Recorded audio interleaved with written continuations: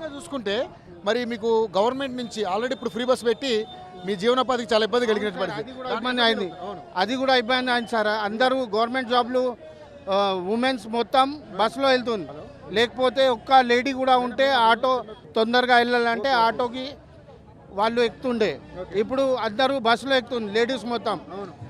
70% లేడీసే auto ఎక్కుతారు. వాళ్ళు duties పోవాలా, గవర్నమెంట్ జాబ్ పోవాలా, ఏదైనా పోవాలంటే ఆటో ఉంది.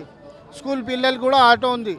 ఇట్లా మేము సేవ చేస్తున్నాం, పబ్లిక్ సేవ చేస్తున్నాం. మాకి మళ్ళీ ఇది ఇట్లా అంటే మాది ఫ్రీ బస్ పెట్టడం వల్ల మీకు చాలా ఇబ్బంది అయింది సార్ మాకు. పైగా ఇది కాకుండానే ఓలా ఊబర్ ఇవి కూడా వచ్చి చాలా ఇబ్బంది అవుతుంది. అవును సార్, ఇది కూడా. కానీ ఇప్పుడు మరి ముఖ్యమంత్రి రేవంత్ రెడ్డి గారు ఆటో చలనాల విషయంలో కూడా స్ట్రిక్ట్గా ఉన్నారు. బ్యాంక్ అకౌంట్ని అటాచ్ చేయమంటున్నారు. దీని విధంగా చూస్తారు? అది కూడా తప్పు. మాకైతే కష్టమే సార్. అది కూడా చాలా కష్టం మాకి. ఒక్క ఆటో డ్రైవర్ దగ్గర బ్యాంక్ అకౌంట్ కూడా లేదు. బ్యాంక్ అకౌంట్ సడన్ చలాన్ పెడితే ఎట్లా కట్టాలి సార్?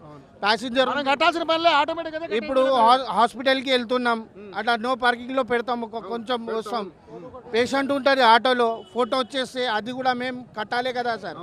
ఇంకా డైరెక్ట్ పోతే అది కూడా కష్టం. 50 రూపాయలు సవారీలో 200 చాలాన్ ఉంటే మనం ఏం చేయాలి చెప్పండి? మేము ఎట్లా తినాలి, మనం ఎట్లా బతుకోవాలి, మా ఫ్యామిలీ ఎట్లా, అది ఎట్లా, మొత్తం ఈ సమస్యలో ఉంది సార్. దాని గురించి ఇది పోరాటం సార్. ధర్నా మరి ఎందుకు అంటే మీరు అంటే స్ట్రైక్ చేద్దాం అనుకుంటున్నారా మొత్తం? అవును సార్, స్ట్రైక్ కాదు, డ్రైవర్లు మొత్తం కలిసి ఒక స్ట్రైక్ చేసి మేము గవర్నమెంట్తో రిక్వెస్ట్ పెడుతున్నాం.